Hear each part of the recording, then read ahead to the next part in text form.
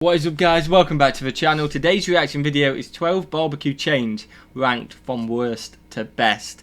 Now, I don't know whether this is... Oh yeah, I was about to say I don't know if this is coming out before the breakfast one we did, but the breakfast one has already gone out when we're recording this. Has it? Yeah, it went out like 4 or 5 days ago, I believe. Oh, the one where she said everything was bad. Brutal. Yeah. And you guys in the comments, I have seen the comments, I don't know why. Person? I think it's the same channel. Oh, so you guys said...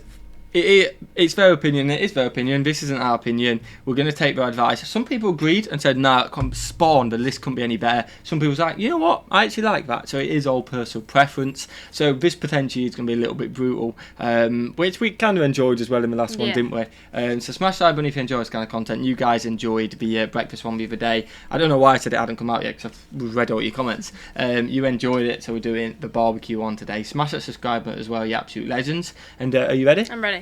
We like a good barbecue, don't we? Mm-hmm. We like a very good barbecue, so hopefully there's some good ones which we can potentially visit when we visit USA one day. We will get there eventually. Smash that button, guys. Smash the subscribe button. Let's check out the 12 barbecue chains ranked from worst to best. What we got?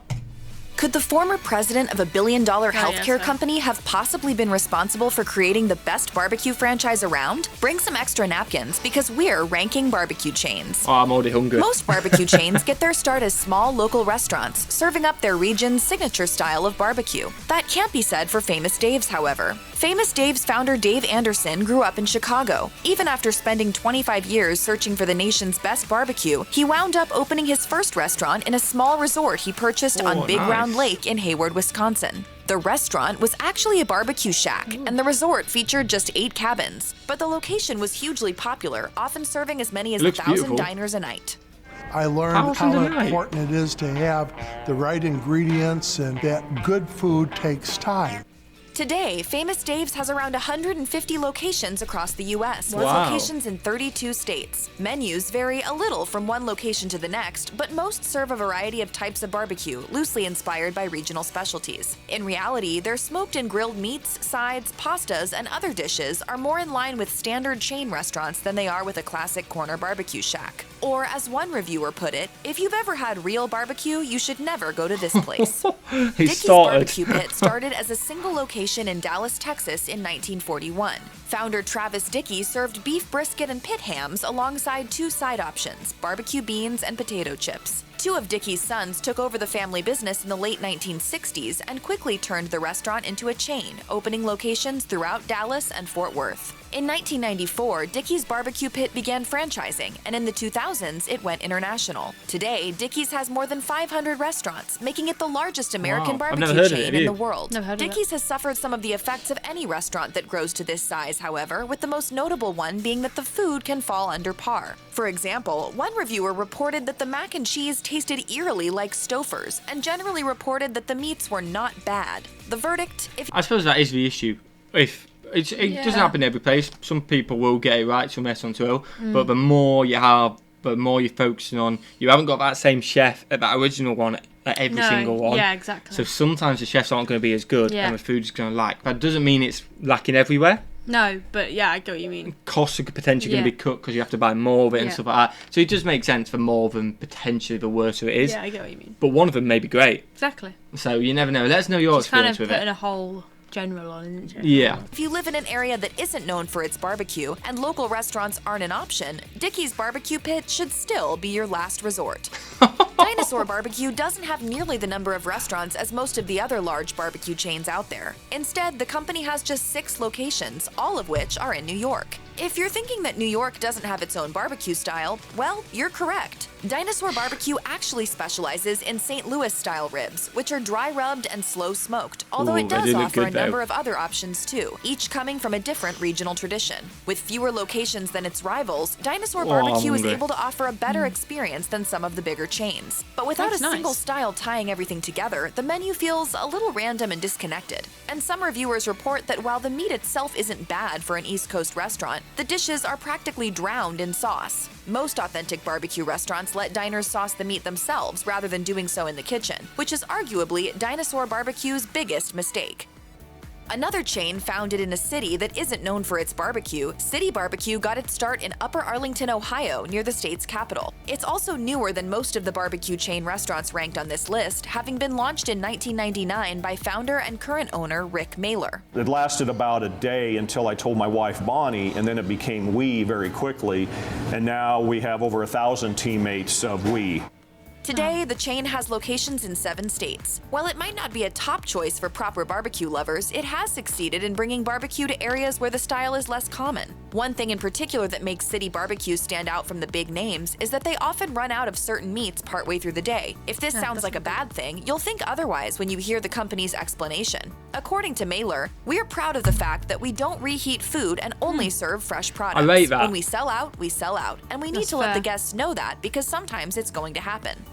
If you've never visited... I mean, you would be good if it sold out. Yeah, but it just shows that it's good food because it's not fresh. like it's just out the freezer. It's... Yeah, because sometimes you do go to these places, it comes so quick. And it may taste nice, but yours, if it tastes nice, it doesn't make a difference. But you just know sometimes it is reheated, which... If it's nice, it doesn't really make much of a difference. But if you want it fresh, you know you're getting it fresh that place, which I rate. In Hawaii, you might not know that the state has its own unique style of barbecue. LLL Hawaiian BBQ was first launched in the Aloha State, and for over 50 years, it has served fresh lunches throughout the islands. Today, the brand has expanded to more than 200 locations in the lower 48. LLL Hawaiian BBQ is known for serving up authentic Hawaiian-style barbecue. This means plates with a double serving of white rice, macaroni salad, a sampling of fresh-caught seafood, chicken, and other proteins, which are grilled not rather rude to the seafood, because I'm not a fan of seafood, but that looks nice.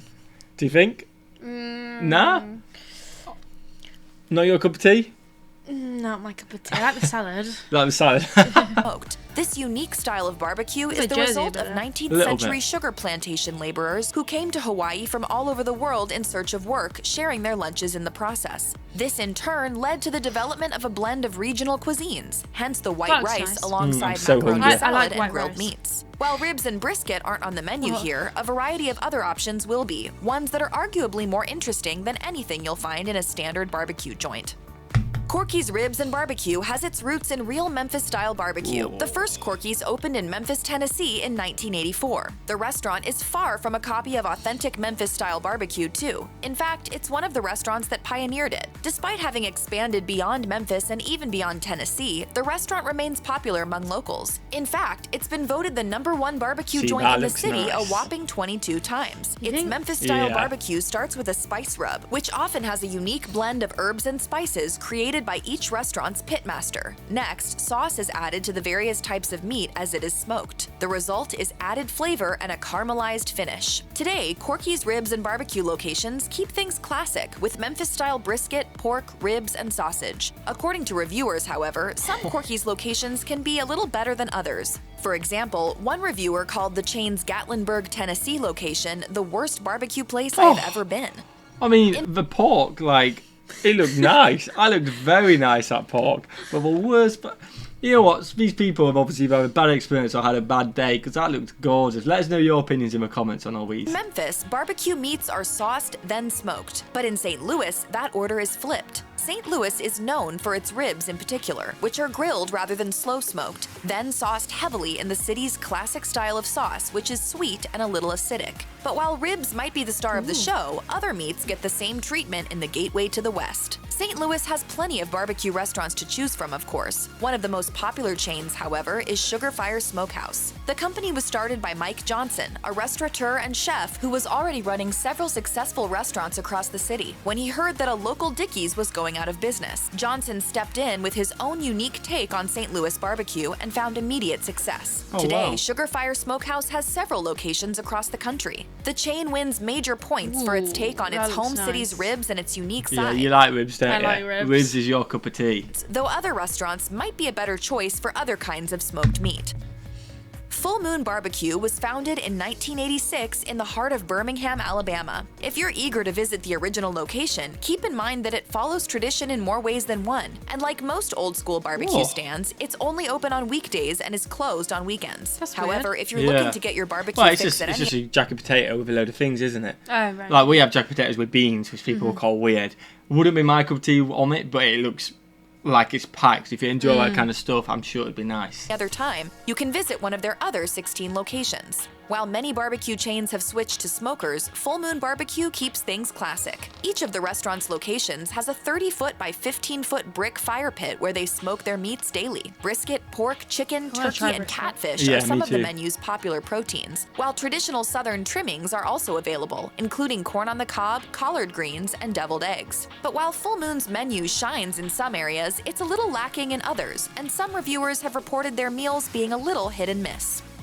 After visiting one of Mission Barbecue's locations, you won't be surprised to learn that the chain was opened on September 11th, 2011, in an effort to change the world in one small way 10 years after the events of 9/11. Originally founded in Baltimore, this barbecue chain goes above and beyond in honoring veterans of the U.S. military, as well as firemen, police, and other first responders. The decor of each of their restaurants feature vintage photographs of military men and women, as well as hundreds of police, fire, and military badges, uniforms, and other memorabilia, much of which is provided by the chain's patrons. Every day at noon, the restaurant staff also pause and stand to play the national anthem.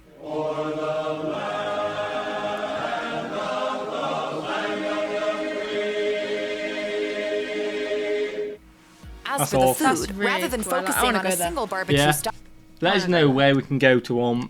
In some of the places we're hinting, we're obviously on about potentially going to Yellowstone, visiting hopefully Texas and stuff like that. Let us know whereabouts. I'm sure some legends on Discord will, won't there?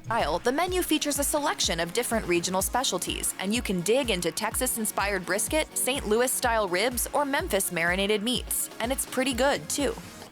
Nashville, Tennessee might not be as well known for barbecue as its western neighbor, but you wouldn't know that from the lines that wrap around the block at Martin's Barbecue's downtown Nashville location. Still, while Nashville might not have its own unique barbecue style, West Tennessee does. Rather than a style of rub or sauce, though, whole hog barbecue is the tradition on this side of the state. Whole hog roasts were once a staple in the region, but it's a dying tradition, thanks in part to rising meat costs and the time it takes to properly smoke a whole pig. Martin's Barbecue is perhaps the best-known place to still do it. Of the 30-ish barbecue joints across the U.S. that continue to roast whole hogs, 6 of them are Martin's locations. While not all Martin's Barbecue joints offer whole hog roasts, those that do roast on-site over coals and hickory chips. So if you're looking for delicious, authentic barbecue or a whole hog experience, Martin's is a must-visit on your next trip to Nashville.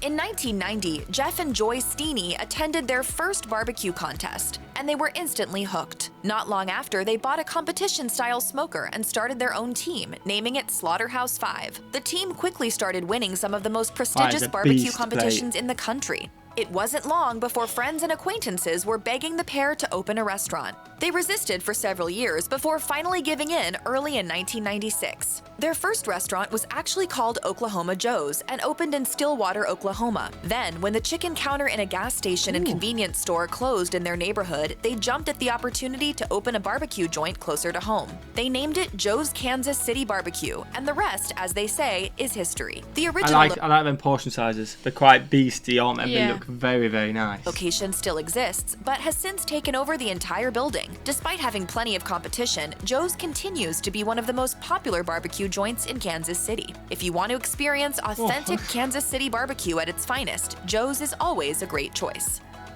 Founder John Rivers launched Four Rivers Smokehouse in 2009 with one simple goal: to serve delicious, deregionalized barbecue. His restaurant is a passion project that he only launched after leaving behind a successful 20-year career as the president of a billion-dollar healthcare company. The restaurant actually got its start in 2004 after Rivers launched the Barbecue Ministry, a fundraiser cookout he hosted to raise money for a family with a young daughter diagnosed with cancer. It took a few years, but this garage operation inspired him to open a store. A line formed out the door of that restaurant on the first day and has returned nearly every day since then. The chain has since expanded across Florida. In particular, Four Rivers Smokehouse prides itself on delivering its own delicious take on each and every dish. This effort shows, too. The restaurant is popular among locals and visitors alike. As one reviewer put it, who doesn't love Four Rivers? Who doesn't? Check Who knows? out one of our newest videos right now. Hopefully we'll like it. It looked nice, and it's got a great little story behind it as well, with the garage and obviously the charity stuff as well, which is awesome. Did you enjoy that? Yeah, it was good.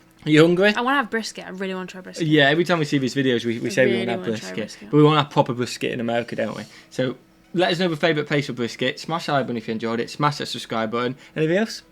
Have a fantastic day. And we'll see you legends in the next one. Peace.